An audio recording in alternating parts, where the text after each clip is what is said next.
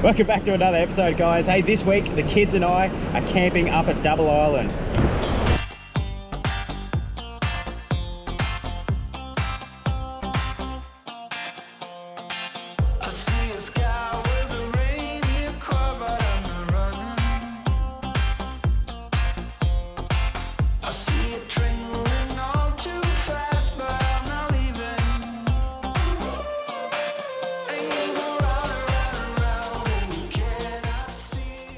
Well, it has been years since we've been up to Double Island. In fact, the last time we were up here was our very first episode, all that time ago. It's such a beautiful place up here. There's actually been a few changes since we've last been though. So all the camping areas are in zones. So you have to book a zone in. You can't just pull up willy-nilly and camp wherever you like. But in saying that, within those zones, there's a fair bit of room. We're booked into zone 2, closer up to the point, closer to the lagoon. We've got the tinnies, Scott's got his on the roof, Mikhail's got his, and yeah, we're going to get those in the water, tow the kids around, have a bit of a good time over the lagoon side. The other thing is you now must carry a chemical toilet with you when you're camping up here, pretty much to stop all the grubs doing their business in the bush and leaving toilet paper everywhere. Before we came up on this trip, I installed a new Torque throttle controller, which I got through the Beach to Bush website. Pretty keen to see how it goes in the soft sand. So I should say we're here with Mikhail and his boy Tanner. He's in the mighty Triton. And then we got Scott from Beach to Bush. He's got his Sunseeker Caravan on, and the 79 obviously, just to make everyone a little bit jealous. So we've just pulled up here. This is zone 2. Nice little flat spot. So we're just gonna dump the van and we're gonna get over to the lagoon side while the tides are still okay. Otherwise it might be a little bit full on getting over there. I'll get the snatch strap out. Drag the 79 up here. Mighty Triton's got it.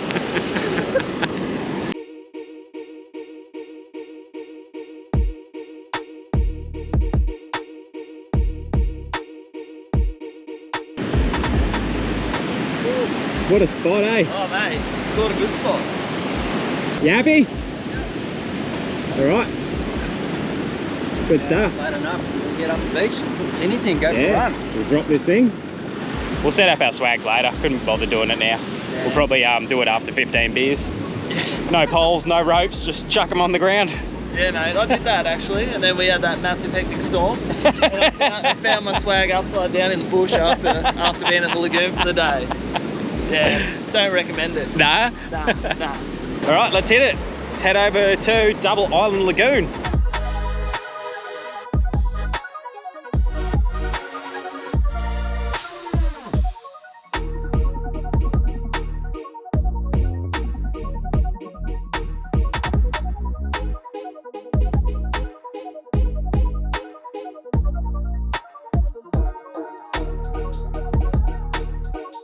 So this is how long it's been since we've been here. I've never seen these cameras and they've been here for quite some time. But so you come over the Leisure track from Double Island Point, headland I guess you call it. And then you got to get down here and navigate your way around the lagoons. It seems to be different every single time I come here. But every now and then there's a little bit of saltwater crossing. It's not ideal, but sometimes there is no other way to get over to the bit of the sandbar in between them.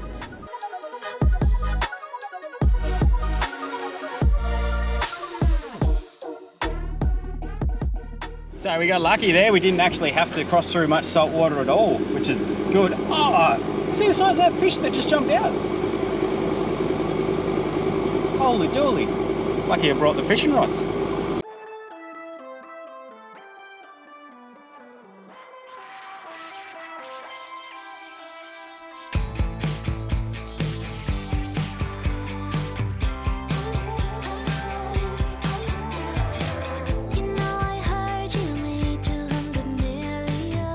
Here we go, all set up guys. This place is unreal. I keep forgetting how good it is. Like I said, it's been so long since I've been up here. But we got this deep bit of a lagoon back here. The boys are putting the boats in that side, and then you can get out through a channel out to the main beach. But yeah, we're just gonna hang here. It's awesome.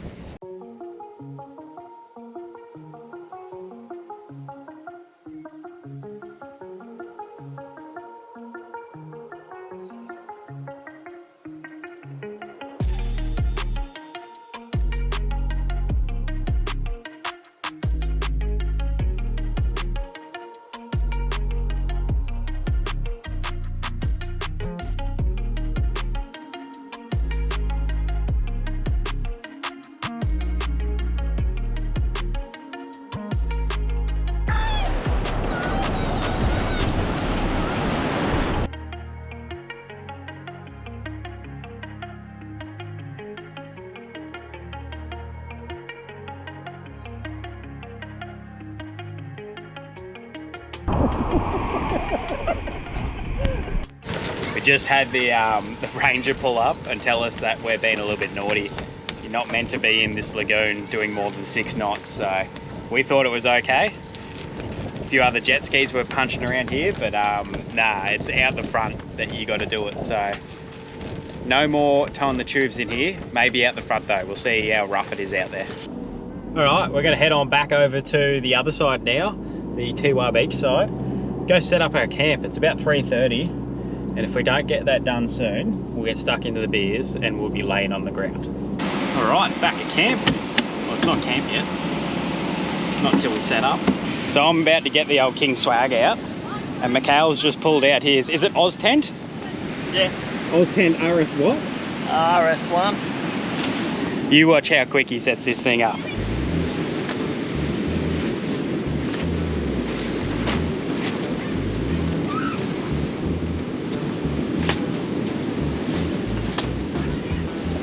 That's it. Home sweet home, mate. Oh no, it's gonna take me way longer than that.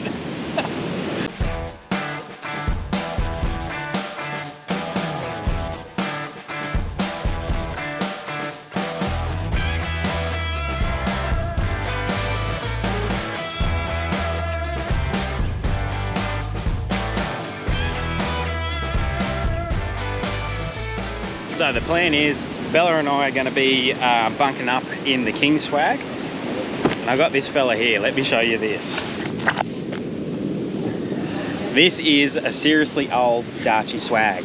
My old man had this before he passed away, and it was his motorbike swag. So I'll pull it out and show you. It is small though, because you know, hence he had to take it on a motorbike. That's her, the little Darchie swag all set up. I told you it was small.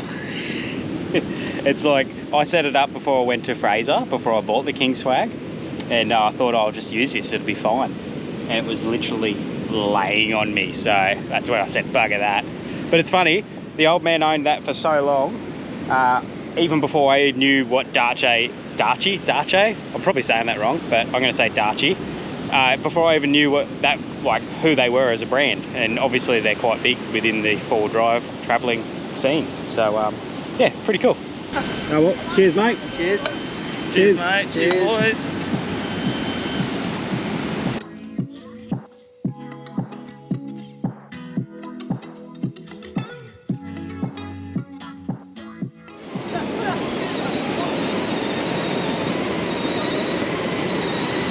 Oh, he's bobbed.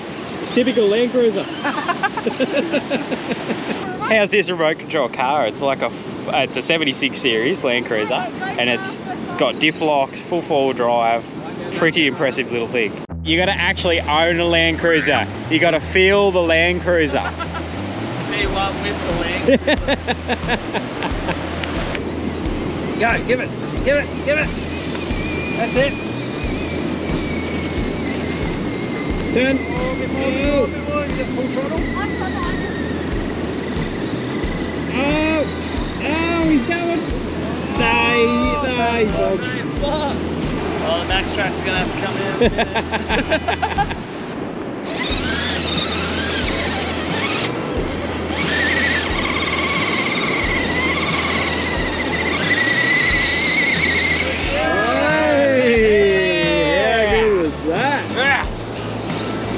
Kids are gone, we're just playing with this thing.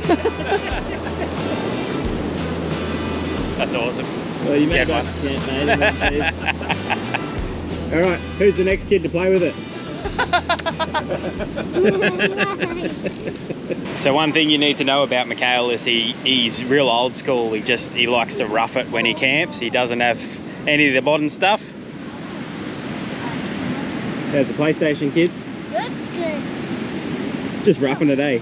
Roughing it, mate. Kids these days. They just don't know how good they got it. Just jump right here. Alright, we're going to have a little pre-dinner snack. These things here. The fridge.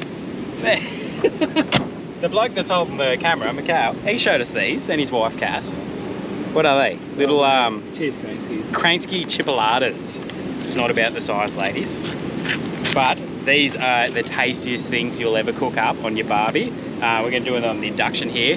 They are the best little appetizer, just tasty little cheese sausages. Amazing. Yeah. Kids love them too. They absolutely love them. So when you're cooking these, they're going to burn a little bit, they're going to split, they're going to spew out a bit of the cheese. Don't worry, it's all part of it. They are delicious. You want to cook them a fair bit, they get like a tough, chewy outside of the sausage and then just a burst of cheese. Oh, love these things. Ooh. Can I have one? Yeah, go for it, mate. You can have two if you want. These, mate. Yummy. You're gonna, yeah, I know. You're gonna have one. Mate, try that. It's gonna change your life. Alright, okay. Oh, For the better. that's yum. They're so good, eh? Yeah, they're bloody good. Guys, Coles or Woolies. Oh,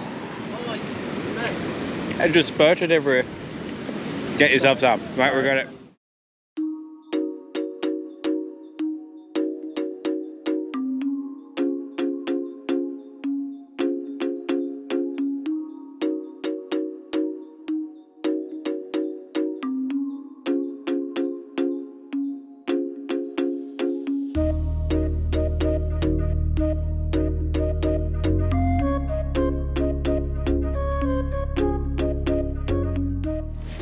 What a morning we've woken up to here. And I can't start my car again. Tell you what, I hope Ford get this part in soon because it's starting to do my head in.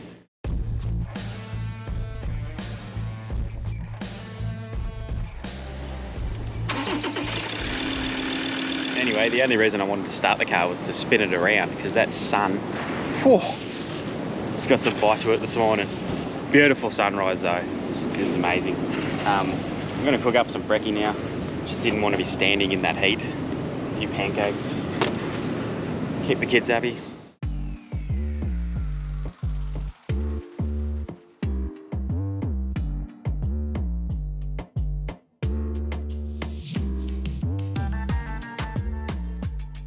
All packed up.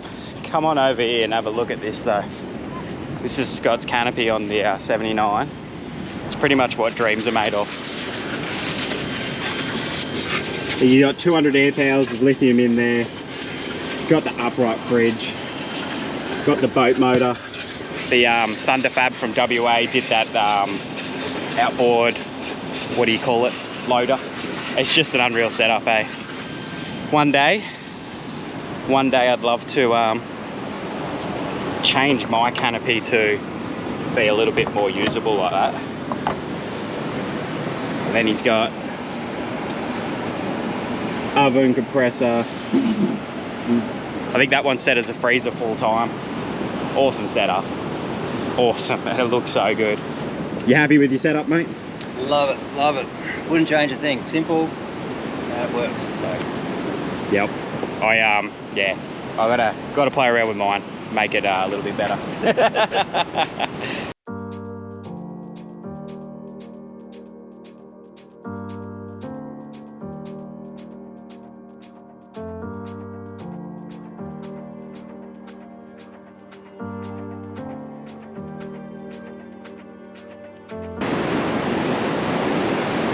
That water is just absolutely beautiful at the moment. Oh, I forgot how much I love this place.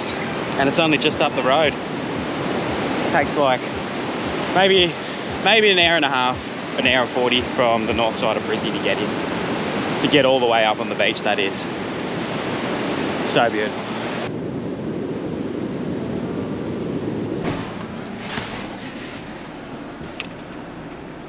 You're kidding me. Nothing. What's wrong? Ranger life. Oh, well, get the jump starter out again. Yeah. Thank God for these little jump start packs, eh? Oh, there. You gotta have one. This one's not quite big enough for this car though. It's got to be full charge. Yeah.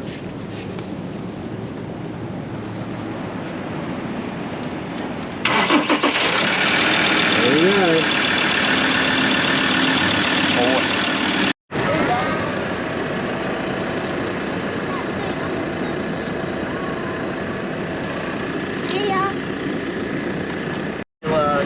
life is one palm. Oh! Oh no, man, I'm the bastard. Alright, well, we're going to head off. We've got to get the tide. Caravan on the back. Good seeing you, mate. Yeah. We'll do it again soon. See yous.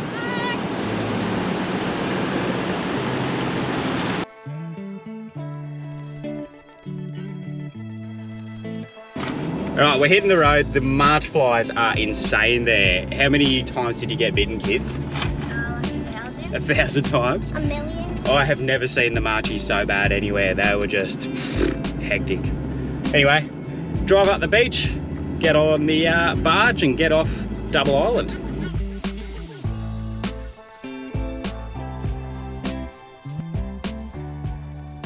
So as we were leaving then, I changed the setting on the Torquet throttle controller to the max mode. I had it on cruise before that. The max mode feels like you're just absolutely jamming your foot down on the throttle even though you're not. And it's just heaps better for that soft sand, I think anyway, so far. I've only played around with it a little bit, but yeah, really keen to see how it goes with the Caravan hooked up, which should be a few weeks from now. So yeah, we'll let you know how it goes then. All right, so I've had a few people ask me about the air compressor that we're using. It's a maxi track from Repco. It's only like 120 or 40 bucks, I can't remember. Cheap as chips, but it's been modified. So I'll put bigger gauge cables on it because it comes with real light ones. Put a pressure switch on it so that it turns on and off as soon as you release your valve or your trigger, whatever you want to call it. And that's it. No. Put a Nido fitting on it so I can run a proper hose. So because the hose that comes with is the one that you got to screw onto your valve, and then yeah, just got to get a decent gun and use that. But yeah, it's a good compressor for you know, cheap with a few mods. This one does 300 litres per minute, so it is pretty quick.